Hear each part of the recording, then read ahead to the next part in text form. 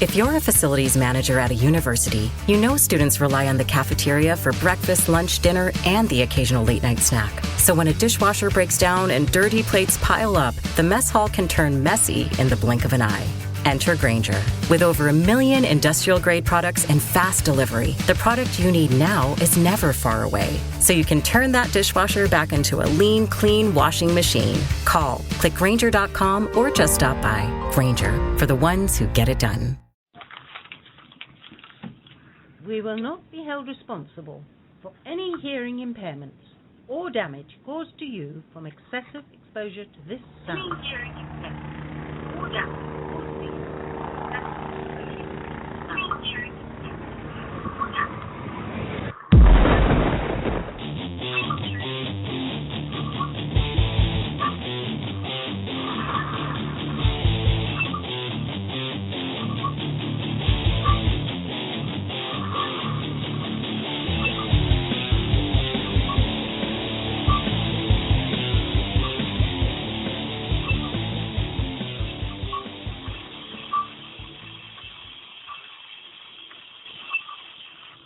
Hi. It is Christmas. No, it's not. Well, it's the week of Christmas. It is the week of Christmas, and we have a very special guest in-house.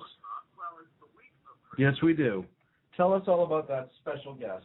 I believe Santa Claus is going to be coming in studio. We will have Santa in studio here shortly. Hopefully. Now look, he's getting ready for Christmas. We did talk to him earlier today, and he said he was going to try and stop by. We don't know if that's going to happen or not. I have my cell phone sitting right here. Okay. But the only way he has to get here is the sleigh, and they're already starting to load some of the toys in it and so forth. So hopefully he's able to get here. I don't know if maybe he can just jump on like Prancer's back and take a quick shoot down. Right. I hear that.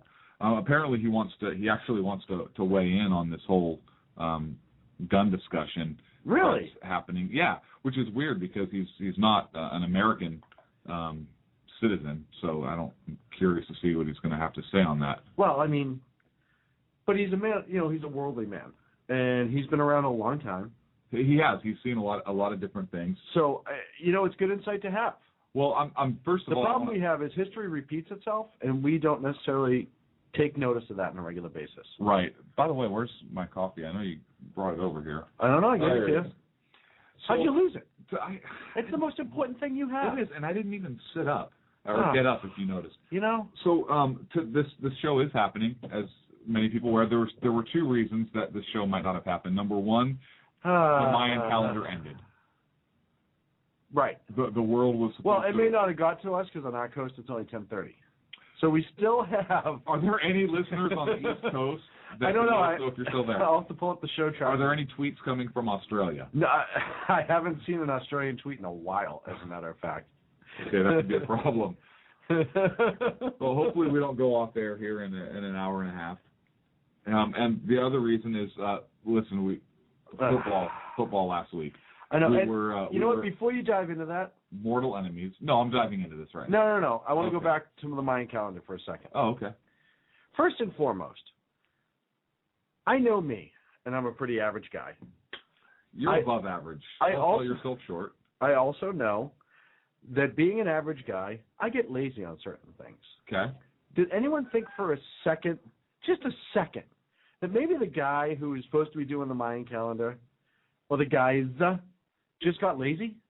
Well, or was leap year taken into account? No, gosh, no. Was remember the calendar changed in the 1700s, I believe, because George Washington, I think, was originally born on like February 11th, and now we celebrate it on the 22nd because the calendar changed. Before you get into the actual science of it, because I don't care about that because I'm a nutcase. Right. No, you're not a nutcase. Maybe I am. Maybe he got drunk. Maybe he got lazy. Right. His wife could have been nagging him to vacuum. Maybe he died. Or fix the furnace. Maybe he died. Right. Maybe he had a massive heart attack and died, and his kid didn't want to take on the legacy, because he wanted to join the Peace Corps. All these different things that could have been. And that's aside. Now let's talk about the lunatics in this country and all around the world. That were rooting for the 49ers. That were rooting for the 49ers, A, you bastard. What? And B, really? that actually like do crazy things as a result of the possibility that the Mayan calendar may be right. You know what? I support their right to do so. I support it. I support their right. It doesn't mean that it doesn't make them weird. Okay. I look at it this way: if the world were to end tomorrow, I don't live my life like that. Well, it's supposed to end. Right, today. I'm not one of those people like I have to get everything out of the one full day because I have to be blah blah blah blah blah. Because I pace myself. Really? You met me. I pace myself with everything I do. The Lamborghini that I saw parked out front of the studio today. That is a rental. And there's no rental tags anywhere on that. You would not believe the deductible on that. Yeah. Do you still have the receipt? Because I have a feeling you're going to be taking that one back. I have IOUs. That, my friend, is better. And if anyone's ever seen Dumb and Dumber, I want to say hi to our friend, the Exceptional Conservative Show. They threw a chat out, say hi to us. Hello. They've been to the show a couple times. You haven't catch them. They're Blog Talkers as well. Love their show. They're awesome. They are awesome. So you got to check that show out. So that's my little. Is our friend Obama 2016 in the room yet? Not yet, but he never fails. He doesn't. He hates us so much he comes back every week. I don't think he hates us. I think we're pretty fair. No, I know he doesn't hate us. Either way, he comes back every week. He does, and I think it's important to have people of different point of views. Did you see this Calvin and Hobbes? I did. Did I show you that Calvin and Hobbes? I did. That's one of my favorite Calvin and Hobbes. If anyone doesn't know what Calvin and Hobbes is, you're a communist. No, I'm kidding. You may be. I don't know, but one of my favorite cartoons. So, listen, I don't know that I've even looked at the news this week because. How could you have not? I have been so ridiculously crazy in my other life. In your other life? Yeah. You're leading two lives? Oh, man, yeah. Busted? You are so busted. Why, my wife call? Yeah. Sorry, honey. Yeah, believe me, she's thrilled. Yeah. So, look, I know a lot of things have happened. Fiscal Cliff. Yeah. Coming up. Plan B was rejected, so that's, awesome. Right. Way to go, Republicans, to, go try and meet him 3/4 of the way, and way to go, Mr. President, for kicking him to the curb. We had John Kerry was named by the president, right? Yeah, he's going for Secretary of State, as long as he's confirmed by Congress. Good luck with that. What? What? Oh, no, Republicans.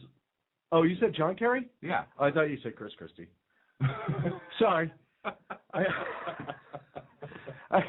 You see how maybe it's something in my headphones as I'm getting a ringing tonight, so those are not your Boston headphones. No.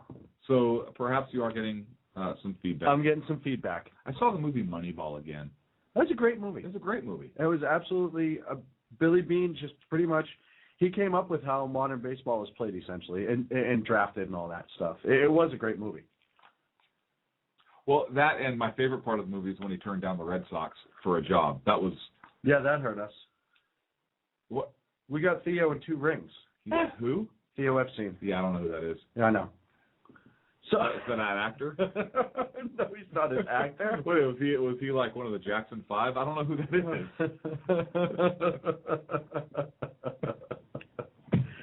I wore my Theo Epstein in the Jackson 5? I wore my infidel hat. Well, that's because you are today. One. I love that hat. This is the best hat ever, and they've been sold out. I have actually looked for you. I know you have. And they have been sold out.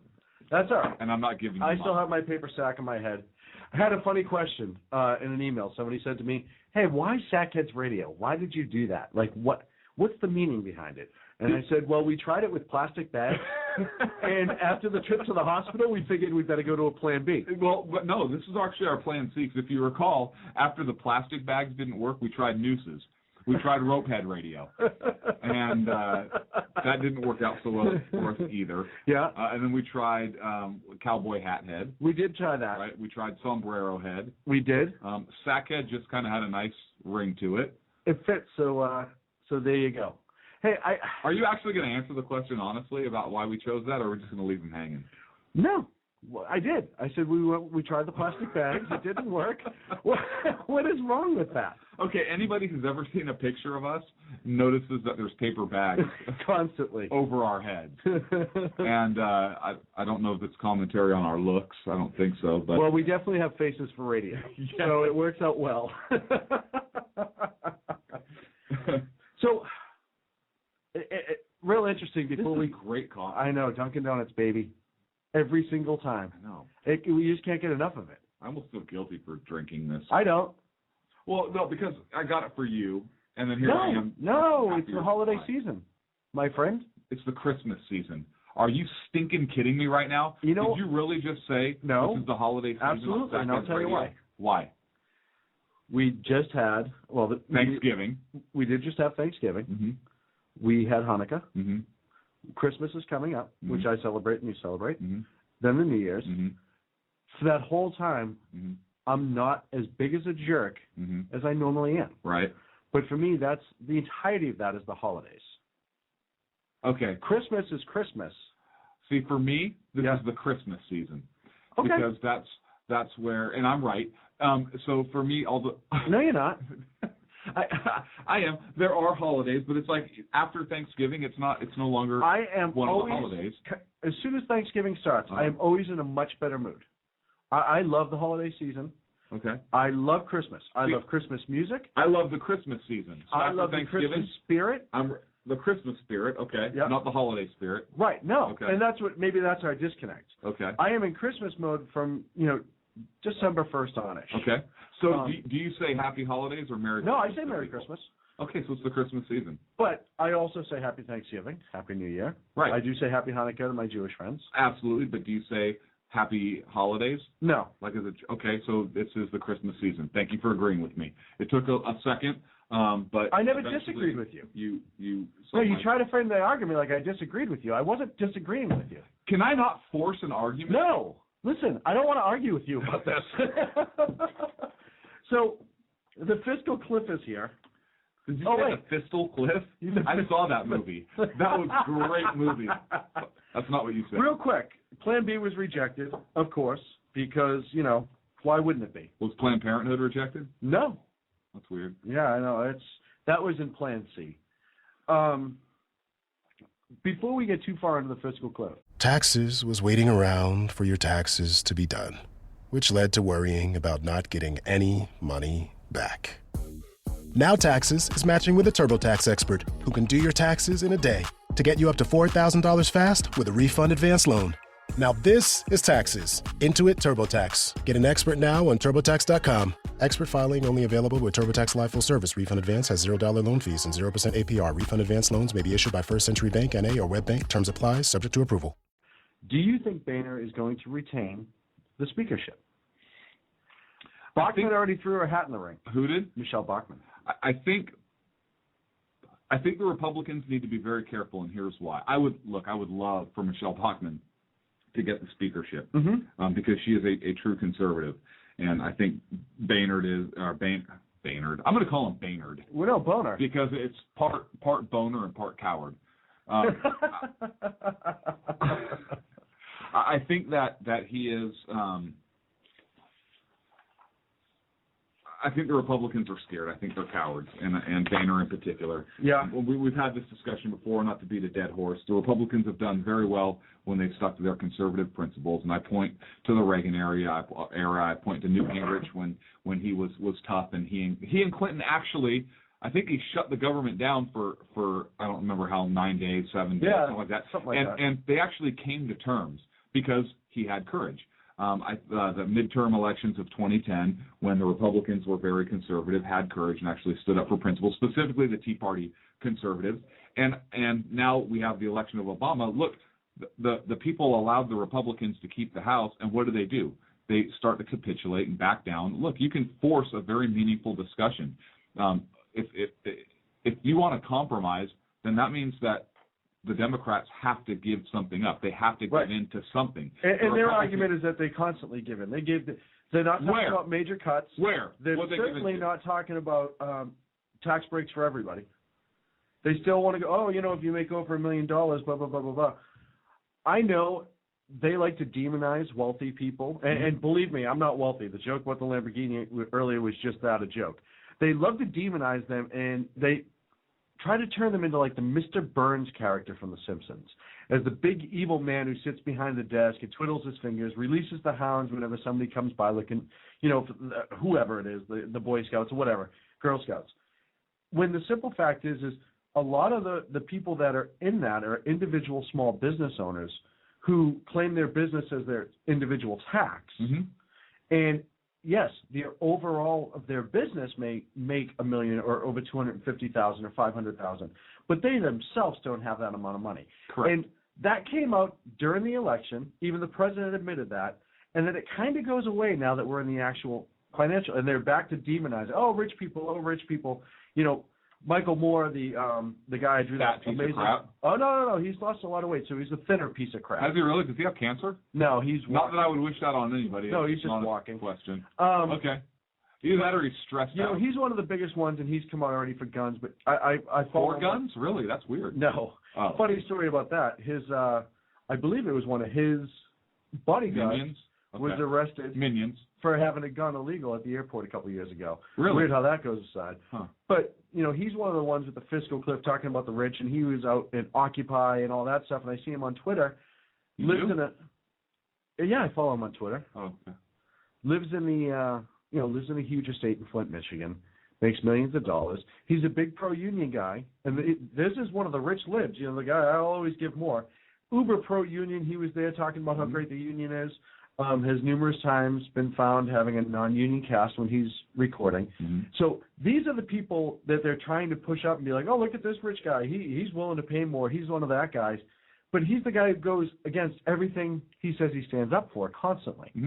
And that's what they do. They demonize the individual rich people or the wealthy people. I guess you can't say rich anymore. I guess it's a bad buzzword. And instead of looking at them as like successes, like, hey, you know what? This guy did something. And even if he had some help along the way from his friends and his family, or, he just got a great job from the word go, started in the mailroom and worked his way up to CEO, whatever, they demonize that person, the person who puts people to work, the person who spends a lot of money for their business into the economy. I think it's 50% of our taxes come from those folks or something to that effect. Why can't we just give it across the board? I understand the middle class can't take a tax hike. I certainly understand that lower middle class and the poor can't take a tax hike. How about nobody takes a tax hike? Because this isn't. You want an answer? Yeah, that's the whole point of our show. There's two of us. I say something and you respond. Because we talked about this in the pre-production meeting. we go through this because this isn't about the people. I know. This is about power. Right. And this is about advancing a particular agenda. I agree. Plain and simple. Look. I've said this before. Obama, I have to give the man credit in that he actually has told us what he is going to do. Time and again, he's laid it right out. Look, now he's flip-flopped on a couple things, but he has said that he is going to we are X number of days away from fundamentally transforming the United States of America. Right. We need to change the conversation. And Michelle Obama says, we need to change our history, our culture. I don't remember the exact quote. Look, we have to move forward. They've come right out and said what they are going to do. Okay. Yep. And we live it. And not you and I, but as a nation, we. Well, as a nation, we have allowed this to happen. And look, if that's what you want is a socialist America, and that's what you believe as an individual, okay, we can fundamentally disagree on that, but be honest in what it is, and let's have an honest debate and discussion about it. Right. And just so you know, you'll have to scrap the Constitution because that's illegal. What? What? Weird. Yeah, but but that's what I think it is. Look, it's not. If you want wealth redistribution and if you want government power, you have to. You can't bring all of the masses up to make the same amount of money as the rich. You have to bring the rich down. Right. That's the only way. No, I understand how that works. But again, in the problem though, it's why they're starting younger and younger. Everybody wins soccer. Everyone wins baseball. There's, everyone has to have the same stuff in school. They're raising people. And I'm a jerk because I don't let my kid take the trophy. Right. No, you didn't earn it. Right. And that's great because that's what we've started. We started that society. So then we get to something like the Fiscal Cliff, and it's, and he says it too, and I'm going to play the clip from today about how everyone agrees that the middle class can't take another tax hike. I'm just going to play the clip. Good afternoon, everybody. Good afternoon. Over the last few weeks, I've been working with leaders of both parties on a proposal to get our deficit under control, avoid tax cuts or avoid tax hikes on the middle class, and to make sure that we can spur jobs and economic growth. A balanced proposal that cuts spending but also asks the wealthiest Americans to pay more. A proposal that will strengthen the middle class over the long haul and grow our economy over the long haul. During the course of these negotiations, I offered to compromise with Republicans in Congress. I met them halfway on taxes, and I met them more than halfway on spending. And in terms of actual dollar amounts, we're not that far apart.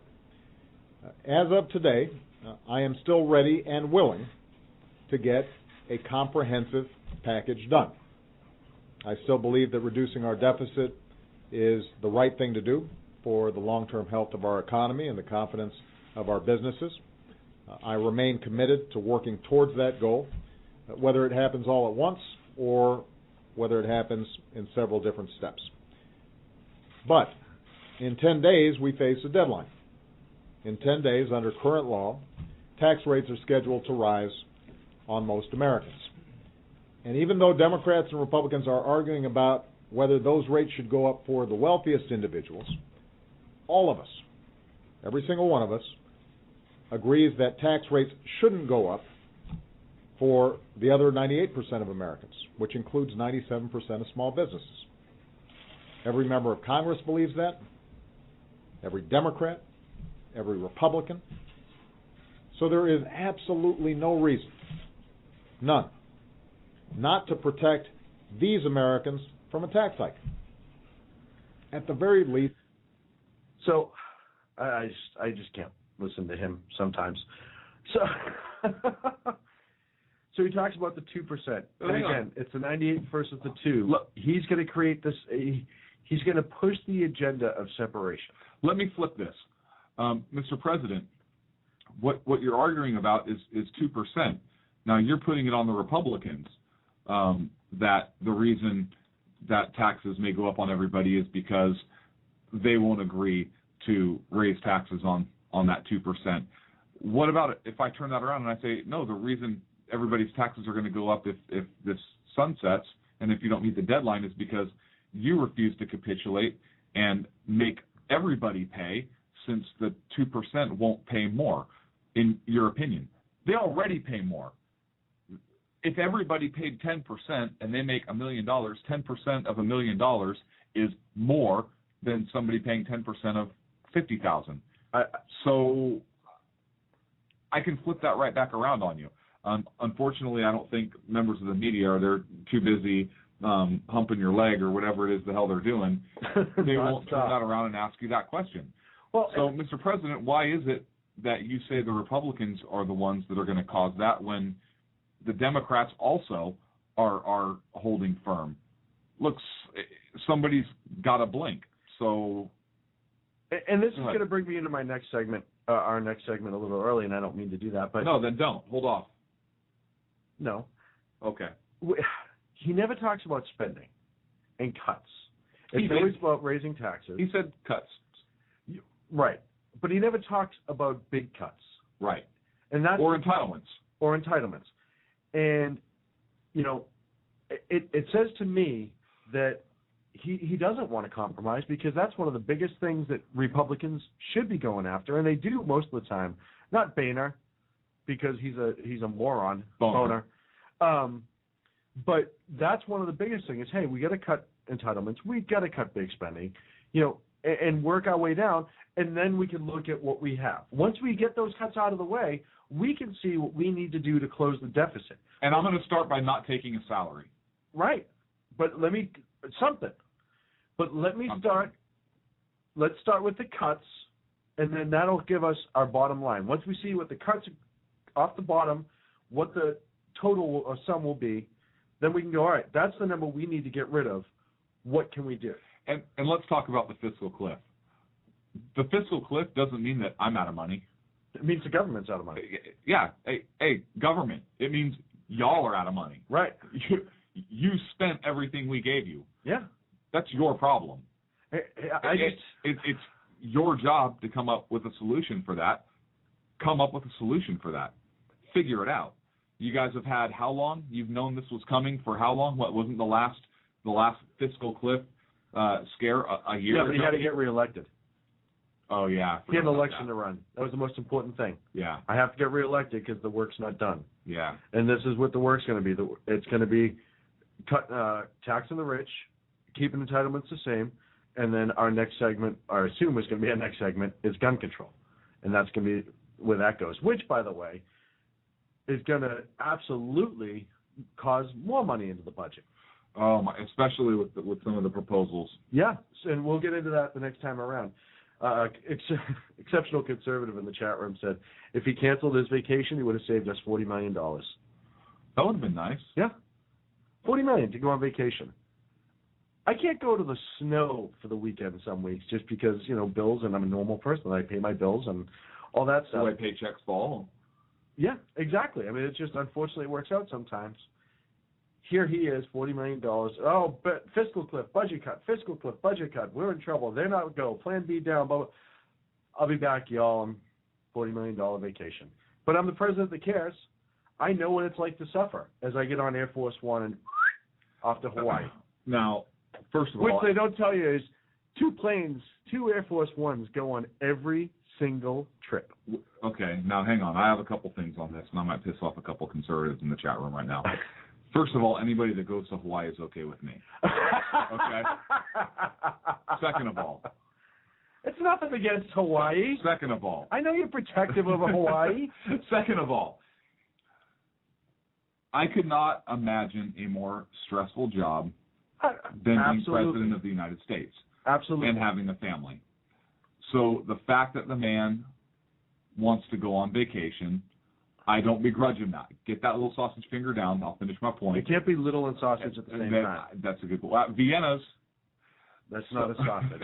It's a mini hot dog. Right in the title. It's a mini hot dog. Next. In order to go on vacation. Really, to the title, I have a business card that says radio show host. What? Title does not necessarily dictate stuff. As the President of the United States going on vacation, I believe that he has to take Air Force One because if something happens, he's got his entire office. I understand. That happens. I understand.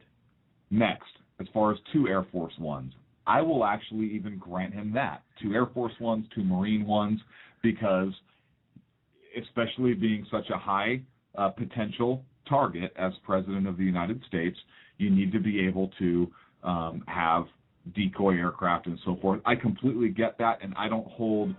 I don't. Is he coming? I thought. Is he coming down the hall? Are you here? Still doesn't want to go in the studio with us. Yeah. I thought he was going to go in the studio, but not this time. He's not coming in. Just kept going. So I don't begrudge him that. Yes, it's a lot of money. The President of the United States needs security. He needs to do certain things and have certain assets available to him. I get that. But now maybe time your vacations a little bit better, not when we have... Well, you know what? How about... I understand, but I don't know how many vacations he's taken, him and then Michelle separately. They've taken a lot of vacations. Okay. The same thing... I'm not saying it's right, wrong, or different. What I will say, though, is... I said begrudge him a vacation, not 5 vacations. Right. Look, 100 rounds of golf. Right.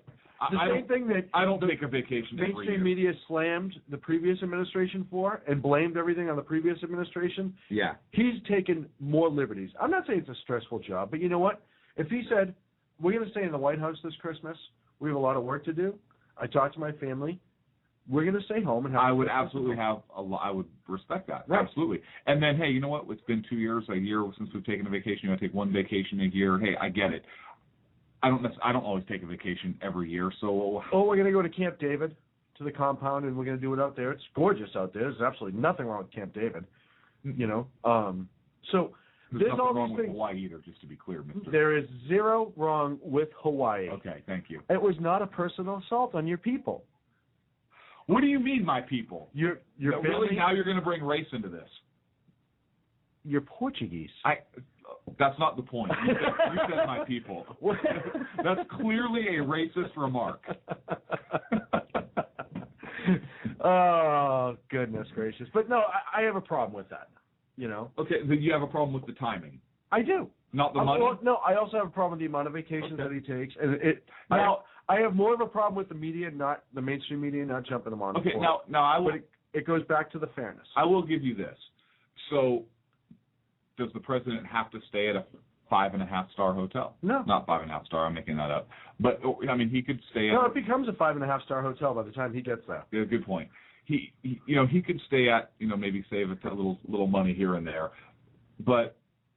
What? You just laughed at something. I don't read the chat room as we go. Somebody said, I'm racist because you're racist because you believe he needs twice as many planes as his predecessor. His predecessor also used to. It was just funny. Yeah. Well, yeah, one has to carry the ego. Hello. We're going to take a quick break. Hey, I wanted to... Fox News just put this out. About John Hammer? He's the Marine who was in Mexico that was being held on the ridiculous gun charge. Yes. The antique shotgun or what have you. Yep. He has been released. Yeah, I know. And he is home with his family. Yes, he is. So finally, somebody picked up the phone and said, "Yeah, give him back. It's causing a big enough problem here, and people are already mad at me." Well, I think a judge, a judge in Mexico actually ruled that his arrest and holding violated the Mexican Constitution, which it did. And right. He was released. Right. But I'm surprised the State Department hasn't come and run right up and said, "Hey, we got him out. Everyone come look at what we did. We did something right finally." Here's what I would have done if I was president of the United States. Vote for me in 2015. Clint, 2015. I would have picked up the phone and I said, "Hey, President of Mexico, just so you know, there's an F-22 Raptor about 100 miles out, and I think you need to release our Marine who is being held on a bogus charge." Yeah. I'm just saying. You have a choice. You have two planes. There's an F-22 Raptor or a C-130.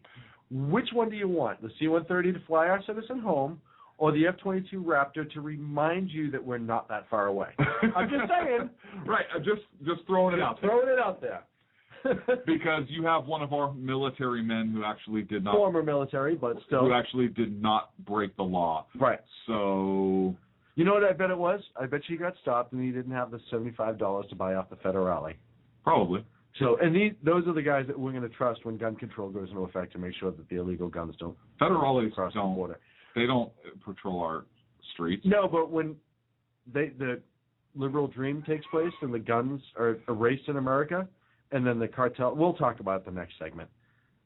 We talk about gun control. Because I want to get into all that. Everyone who thinks that it's this amazing idea, I sent you a thing earlier, and we're going to talk about it after the break, about all the other problems that everyone's kind of ignoring. So we'll be back in a minute. Oh, God, all over the road again. Seriously, I need an electric collar. I need to press the button when I start just wandering. Are you kidding me? I'm having such a great time right now. I'm totally putting you on Instagram. Awesome, thank you. Make sure they don't sell it without the paper bag. We'll be back in a minute.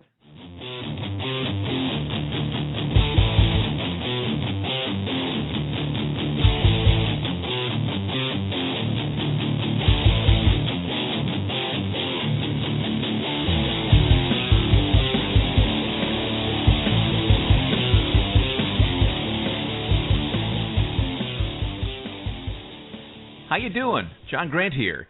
When I'm not slaving over a hot microphone on the 405radio.com Saturdays at 10 a.m. Eastern, I check out Sean and Clint here at Sackheads Radio. We all appreciate the best political bloggers, writers, and commentators. We either get them on our shows or we make fun of them, as it should be. So check us out live Saturdays at 10 a.m. Eastern or forever on the podcasts on the 405radio.com. Hey folks, this is Sackhead Clint. I want to take this opportunity to thank the men and women of our armed forces, as well as our first responders, law enforcement, firefighters, and emergency medical personnel. Thank you for all you do. Thank you for making this country and our communities a better and safer place. God bless. Hi, this is Sarah Marie Brenner. You know, we often talk on the Brenner Brief about the fact that there really needs to be an organization to help people at the local level who are interested in running for things like school board, city council, and other local offices. Well, I think I finally have the solution for you, at least for you women out there. It's called Politigal Network, Politigal Network.com. Their website's going to be launching mid-August, but they're already on Twitter at PolitigalUSA. I encourage you to follow them and become a member. Their goal is to be the #1 resource for conservative women. So if you love freedom, liberty, the United States of America, and politics, check out PolitigalNetwork.com or Twitter at PolitigalUSA. Hey guys, it's Sean from Sackheads Radio. I know I've said it before. Check out our friends at conservativeoutcry.net, but I really mean it. If you want interesting and exciting political commentary and analysis, that is the place to get it. Different, always spot on, always truthful, never pulling a punch. conservativeoutcry.net. Tell Rooster to get Bulldog back on and that Sackheads Radio sent you. And also, coming soon, the Sackheads Radio Forum on conservativeoutcry.net. Hey guys, it's Sean from Sackheads Radio. I want to talk to you a minute about our friends over at HomefrontHugs.com. They're an amazing organization of volunteers who take their time, effort, and money to take care of our troops overseas as they serve our great nation. HomefrontHugs.com. You can donate, write letters to troops, adopt a troop, you name it, you can do it. Help those wonderful folks who protect our freedoms. Go to HomefrontHugs.com. Tell them Sackheads Radio sent you. Hey, this is Sackhead Clint. I want to take this opportunity to thank our men and women in uniform of the armed forces. Hey, this is Sackhead Clint. I want to take this opportunity to thank our men and women. Hey, this is Sackhead Clint. I want to take this opportunity to thank the men and women of our armed forces, as well as our... God. You going to mention me this time? Thank you, Sean. You said mention you, right? Oh. You totally need to keep that as an outtake. Now back to Clint and Sean on Sackheads Radio, radiating elegancy and quality. Socko! Socko is in the house, ladies and gentlemen. Hey guys, they left me out there in the cold. They broke my key and they wouldn't let me in. Dude, take your hood off. You look like a Unabomber right now. Oh, I haven't got a haircut. When you're the new guy on the show, you know, you got to expect stuff like that. Don't you have something to fix or some sort of sound or something to make? Just go in the other room. Hey, do you need more coffee? Socko's here. We brought you a cup and a coffee, buddy. You know we love you. Oh, I feel the love. That is a K-cup. So we are back from the break. Hey, the Behngazi report came out this week. You remember Behngazi? I think the mainstream media doesn't want to cover, but it's weird. Everyone else does. Oh, the thing Hillary Clinton testified about? Oh, no, she disappeared. Never mind. Mm-hmm. So, she bumped her head or got a concussion. You know what's weird is NFL quarterbacks get a concussion and they're playing like a week later. She bumps her head on a ceiling fan or something or a headboard, I don't know, and now she can't testify for 3 months. What? We don't know. Bill can get kind of crazy, right? Could it be a headboard injury? We don't know. Do you remember this? Good for her if it is. Just after. Do you remember just after? It came out. The Clinton thing just. The Clinton thing came out when he was with Lewinsky when he was the president. Oh, the Clinton thing came out and it ended up on her dress. The Saturday Night Live did a great thing where they did like the Clintons at home, but they did an episode of Cops, and they kept responding for the domestic, and Bill kept having all these weird marks on him, and he kept denying it, and it was just brilliantly done. And the great God, I can't remember his name, but the guy who played Clinton at the time, he ended up. Unfortunately, his wife murdered him. But that was one of the funniest things, and it just got worse every time. Phil Hartman? Phil Hartman, thank you very much. He was Blasto, by the way, on a PlayStation game. Wow. How's that for pulling it out? Wow. Uh-huh. So if you have a chance, you got to check that out. That was one of the greatest Saturday Night Live things. And he just got worse and worse. Every time it went, President Clinton would just have huge bumps and bruises. And what happened? I fell down. And Hillary was just sitting there with her arms crossed, glaring at him. It was awful. Good times. That's when SNL was funny. Yeah. So back to Behngazi.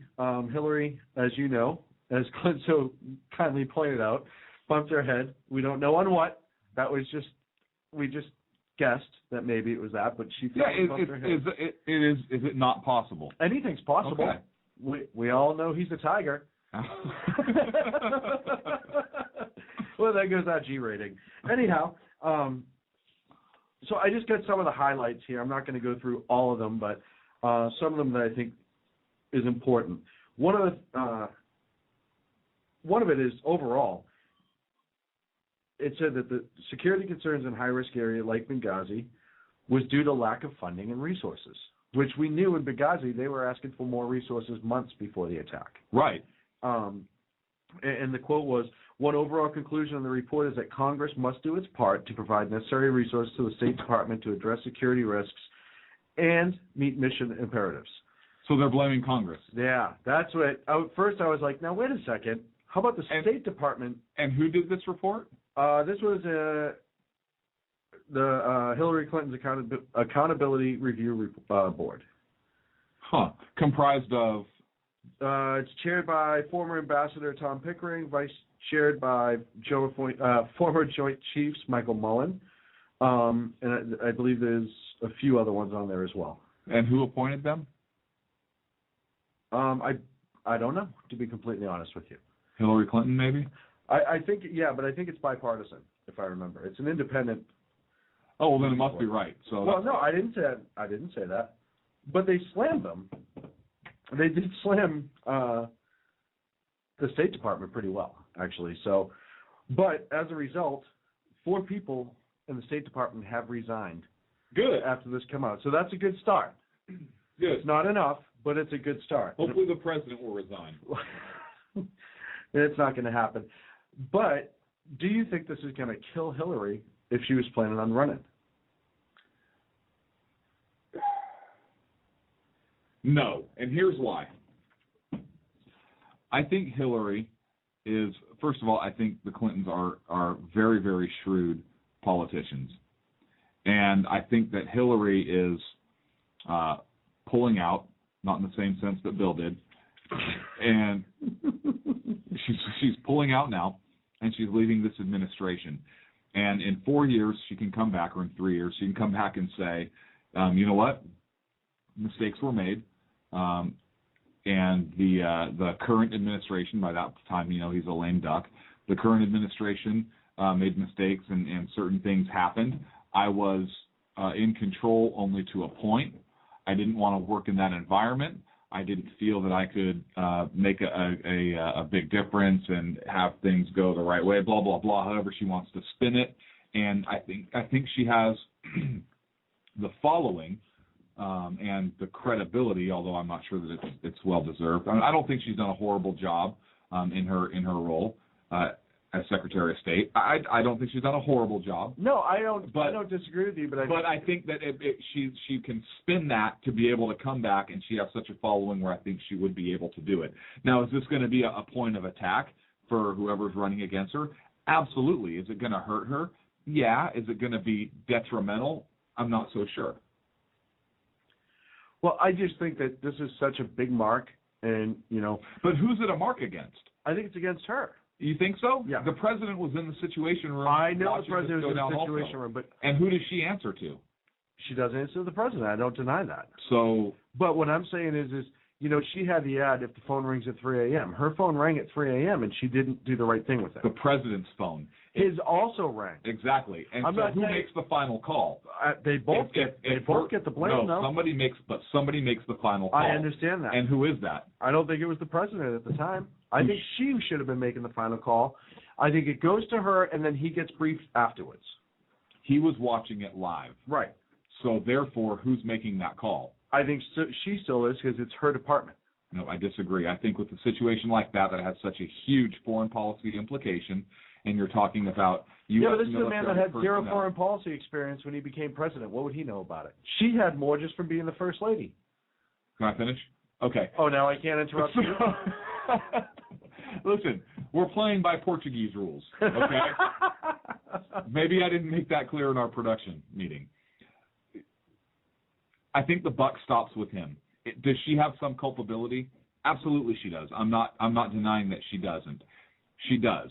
However, I think the ultimate responsibility lies on him.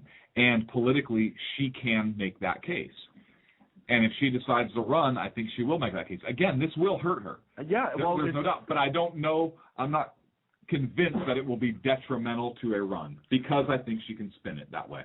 Well, I think that they're going to hit her in the parts leading up to it, the warnings that were issued, and they cited that here in the report, which, of course, is the part that I can't find, of course, because I highlighted it, and then I turned the page, and I didn't get back to it. But the amount of warnings that they had ahead of time should have gone to him prior, but at least should have got to her desk. And then she should have said, hey, this is going to be a problem. Hey, Mr. President, just so you know, this is what's going on. Do you think he was not briefed? Do you think the president didn't know about the attack on the embassy? There's been numerous times that he has skipped a bunch of intelligence briefings, yes. Okay, so whose responsibility is that then? It's his. Okay. That's leading up to it, but he doesn't. Thank you. He's like a CEO, and we've talked about this before. He doesn't control, he can't micromanage. It's impossible. That's why he's supposed to be putting these people in place. Let me finish now. Portuguese rules. You interrupted me. It's his job to appoint people that he trusts to make the right decision. So, if he wasn't notified, then he appointed the wrong person, because there has to be a protocol somewhere. And I'm telling you, it has to be there somewhere where it's, hey, you know what? The Secretary of State or her department or the people that work for her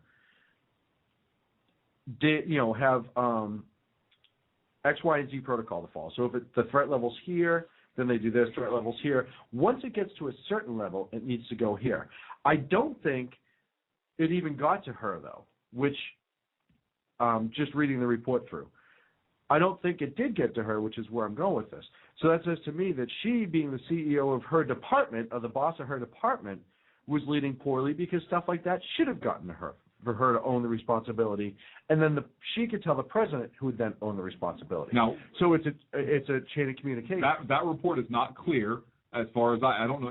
I only have 39 pages. It's the unclassified. I don't have all the exactly. classified. So we don't know whether it got to her or not. Number one. Number two, you can't tell me. I'm pretty sure. You can't tell me when everybody, or when the world, there were other intelligence agencies out there that knew that this other attack on the embassy occurred with the bomb, right? And then the British get attacked, correct? Right.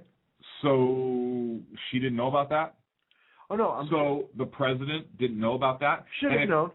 Should have known. Should have. And if he misses his intelligence briefings, that's on him. That's not on her. Right.